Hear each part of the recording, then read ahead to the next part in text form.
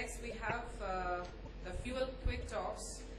First one, we have the man behind the screen, Mr. Chandrakant, talking on Style Guide. So Mr. Chandrakant Tatmal is a Senior Technical Officer in Graphics and Intelligence-Based Scripting Technology. It's a group of CDAC, it's a group in CDAC, and his specialization includes localization and internationalization, project management, software and quality engineering, and is currently working on various research projects of state and national importance. He is an active member of Fuel Project. And he was saying that they got an award from the state government, right, on Marathi Encyclopedia.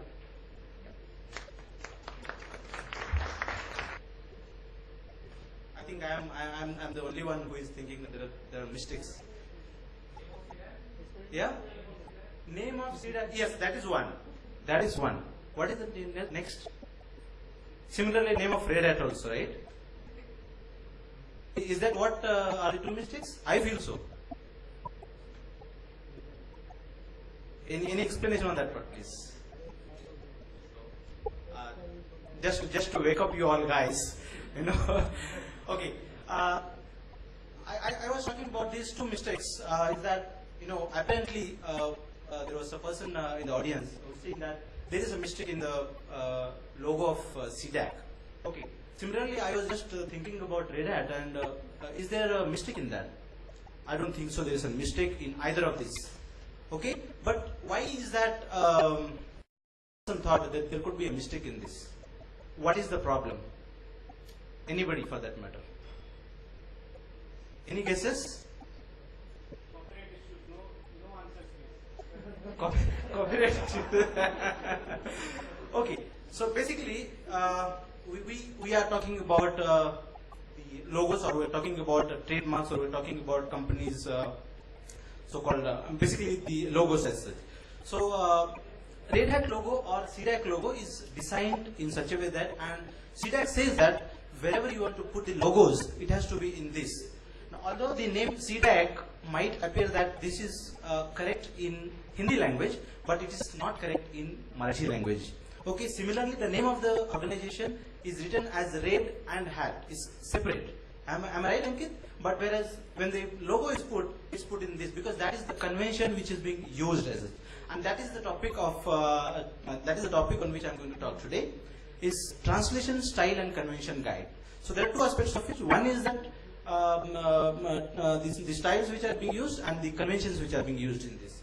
So I would open up the presentation. I would not take much of your time. Okay. So the topic is Fuel Translation Style and Convention Guide. So what is the Style and Convention Guide? I'm sure most of you are already aware about what this is, because most of you are into translation, most of you are into localization and stuff like that. But in order that you repeat what the Style Guide and Convention Guide is, I have taken it from wikipedia.org. It says that a style guide or a style manual is a set of standards for writing and design of a document. So it is not restricted to just documents as such. It could include manuals, it could include the graphics, it could include any other documentation, translations, and so on and so forth. So what we are talking about is that in localization, one of the important aspects is what styles are being used when we are trying to translate some content, you know, from one language into another language. We have been talking about terminology since morning. Now, I think terminology is one of the major parts in translation. Okay. Similarly, style guides is another important part which could be, very useful for translators translating contents from one language into another language. What is the advantage of style guide? As I said, it's one of the important parts of this, which could be used by various translators in order that the translations become more fair, accurate, and consistent, because everybody is, in sync with what and how is the translation supposed to be. It also improves the understandability of the translators and the readability of the translated material as such. How is style guide prepared by Fuel team as such? Okay. It's a fair and open process. I have just put it in graphical form. It's a simple process. We are going to check if a community member, a language community member is interested in contributing to this. If there is a style guide which is already available for that particular language, if it is in draft form, we ask the person to contribute it, to the draft form. If it is available in the final form, but still there are some obvious mistakes or obvious errors, or there is a chance of improving that, because there could be such situations where there has to be some improvement. So again, what we say is you discuss it out with the community members and then try to suggest what are the improvements, because one person might say that this is an improvement which is needed, but as a community it may not be an improvement at all. If it is not available, then of course we ask the person to prepare a draft style guide, so that the same could be discussed in larger forums like this, or maybe we go to universities, we go to colleges, or we go to a lot of such forums are there. We discuss that, and again, as I said, this is a group of some people. It cannot be accepted by everybody at the same time. It has to be a community consensus, and it has to build over a time. Okay, so what does fuel style guide contain? There are multiple blocks, but that is the only way I thought I should put. Right from specifying what kind of fonts are to be used, what kind of collation order is to be used, calendars, plural forms, then we've got units and measurements, legal statements, dates, time formats, currencies, and almost everything that is required in case of translations. And as you are all aware, there are multiple parts while translating. You could have function names, you could have tags, you could have keys, everything is there. And how do you do that? It's very important to be decided before you actually go for translating. There are 2-3 examples which I wanted to talk about here. Now, let's say I'm translating from English to Marathi or English to Hindi, for example. Everybody knows that Hindi and Marathi languages are written using Devanagari script. Okay, so there are 2 characters, sh and l, which I have specifically put on the screen. Is that on the left side is Hindi and on the right side is Marathi. So a person translating from English to Hindi, what form of sh is to be written, or what form of sh is he going to accept? So if you can see, it's very clear that the shape of sh character, when translated or when used in Hindi language, has to be explicitly the way I have shown. Similarly, the same character which if I am using in Marathi language, I am not going to accept the one which is written on the left side. So you see that even though this character is same, the Unicode code point is same to both the characters, I will not accept left side characters in when translating into Marathi language. Similarly for lo, there is a pretty much clear difference between these, the way they are appearing as such. And what about the character lo? I'm sure lo is there in Devanagari, but certainly not being used in Hindi. I'm not sure whether it is used in Hindi in general context as such. There is a second example which I'm talking about. There are Marathi numerals. When I'm one language to another, say into Marathi, what am I supposed to do? What am I supposed to write? There are various. For example, 44 is there. There is one variation which says that it has to be translated or translated as Savare Chalis. Okay? Whereas the second person says it has to be Savve Chalis. What am I supposed to do? Because I don't have 2 choices. I have to use one word itself. Of course, this problem is not only related to Marathi and Hindi languages, but this is a common problem across languages. And typically, when I'm talking about same language having different, words for the same term, it becomes more crucial.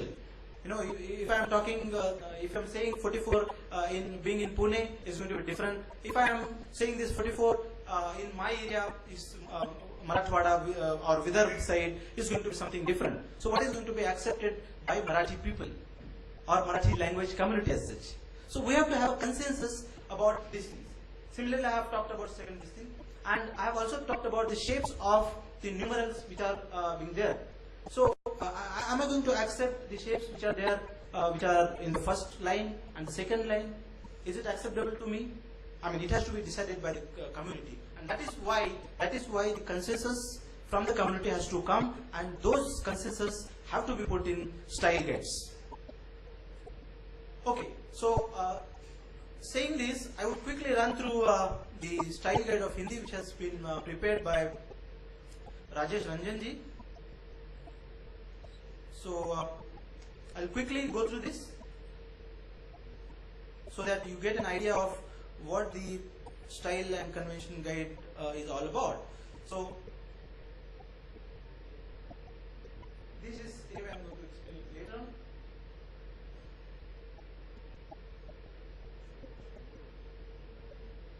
So when you go down, you have got, general translation guidelines. Like for example, I have talked about fonts, what kind of fonts are to be used. Okay, it has to be, Unicode compliant fonts, but still, as I told you, the problems are there. So you can specify a particular font name or the font which contains a specific shapes of the characters in a particular language. Then we've got plural forms, then we've got white spaces. This is one of the important points where translators, because that's our experience, that most of the translators fail to understand how to translate these kind of words. Like for example, %s is not a valid location. It's a simple, it's a sentence which is, which comes into many of the places as a message. Okay, so what is wrong and what is correct has to be told to the translator explicitly before he starts translating, and that is the way he gets an idea. Okay, and this guide is going to be a very useful resource for at least new translators who are going to translate for first time or they are newcomers. White spaces is a very important thing to be talked about. Then similarly, accelerators. Now you see that these accelerators, when most of the translators translate, they have to be told that, boss, this should not be translated. It has to be kept as it is, because the program doesn't accept the accelerators the way you are trying to translate it here. Okay. So similarly, we have got this program syntax, functions, tags, placeholders. You see that. Now let's take one example of source string. Changes made to the document in the last %ld second will be permanently lost.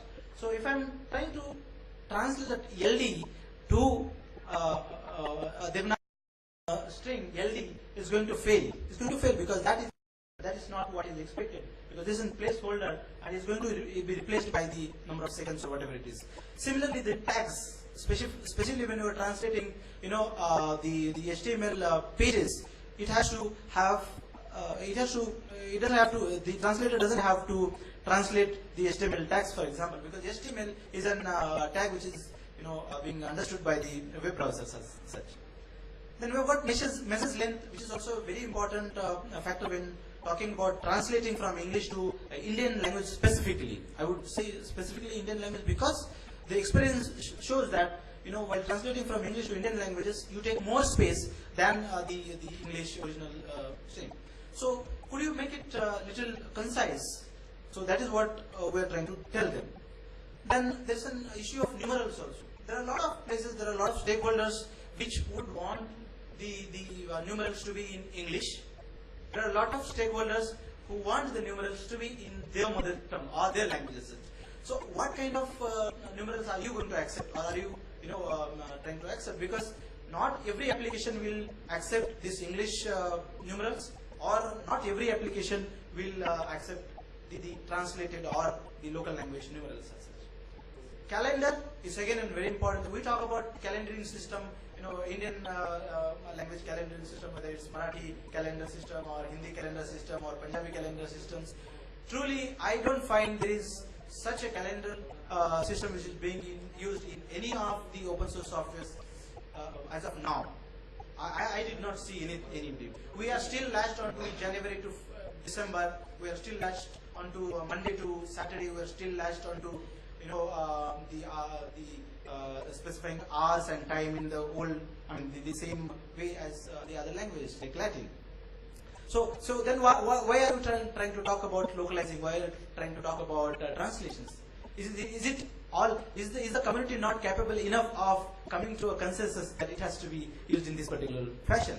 So yes, honorific usage and so many things, because honorific usage is very important, because what happens is, if I translate in wrong way, is going to be a problematic situation. Saying tumhe instead of aapko is going to be a difficult situation. It's going to put the translator into a problematic situation. So this is all what we are trying to specify and try to come to a consensus as such. So I will not get in detail of all this stuff. I just wanted to show you what this style guide contains. The current status of fuel style guide is like this. There are 6 languages for which fuel style guides have been prepared. Assamese, Hindi, Punjabi, Odia, Gujarati, Telugu by the corresponding people. I have already written the names because it's very open. We should all give. You should mention the names who have put in a lot of efforts in this. And Marathi, Malayalam, and Maithili is under progress. My friend Sandeep is also here. Me and Sandeep are trying to work on finalizing Marathi. But what is the significance of this? It's a very important point. Why am I talking about this? It's already there, right? It's already there with Microsoft. It's already there with SAP. It's already there with maybe Mozilla or maybe any other company as such. I'm not sure, but I'm just assuming it is there. So why am I talking about this? Fuel style guides. There are two important reasons why I'm talking about this. One is in open source, as far as we understand, there are no such style guides which are available and under CC Creative Commons. So which means that the work which has been done under Fuel project could be used by anybody for that matter. Rajesh ji, am I right? Yes. So because we did not find anything of such nature in open source, we thought this is a good idea that we are introducing here. Okay, last slide. How can you contribute? It's simple. Just send across a mail saying that yes, we would like to contribute to this. And Rajesh, as Rajesh ji has already said, there are 40 plus languages which are trying to Fuel, and we would like to have style guides for all these languages. So finally, it's a community work. It's a community work. So thank you, community.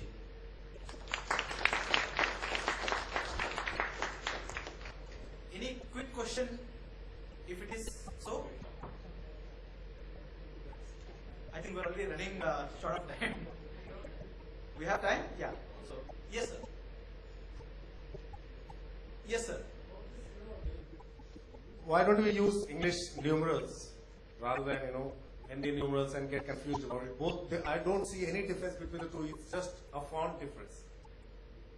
So let's use English to simplify it. Secondly, I have a historical point about diversity in the way we pronounce Chawalis, etc., etc. Also because there are different scripts involved in the way they are written, and then we read those scripts and then pronounce them in certain ways. That's why the diversity. So if you write certain things in Urdu, for example, then you will pronounce it in a certain way. If you write it in Nagari, you will pronounce it in a certain way. So that's why the confusion. This kind of diversity and confusion has historically been there. Yeah. So we'll have to contend with that and provide clauses in our so that both can be read as valid. Yeah, Yeah. fine, perfectly fine. So what we're trying to do is see the name itself is we're trying to, these are kind of recommendations basically. Okay, these are basically guides. We're not saying that this has to be used. I mean, nobody can force you to use the conventions which are being used here. This is what it is. And as far as the previous thing which you have talked about, sir, I just talked about the Marathi language and 2 separate regions in Marathi. So is it that only Pune region is representing Marathi? No, it's not that Pune region is representing Marathi community per se. I was saying that this is a practical problem which we have faced. There were a couple of people who had come to comfort such discussions, and they said this has to be said or this has to be written in this particular manner itself. I cannot accept 44 being written in Savvechalis. I cannot. I mean, that is where. So as a translator, as a localizer, what am I supposed to do? In my software, I cannot have a facility to change between Savvechalis and Savvechalis, or for that matter, variations between these two. I cannot. So these are just the guidelines. So you may be able to use this or use the conventions which you have been following. So that really depends upon, and that cannot be solved in one day by community people. Actually, I guess there is more confusion in using Indic numbers or English numbers.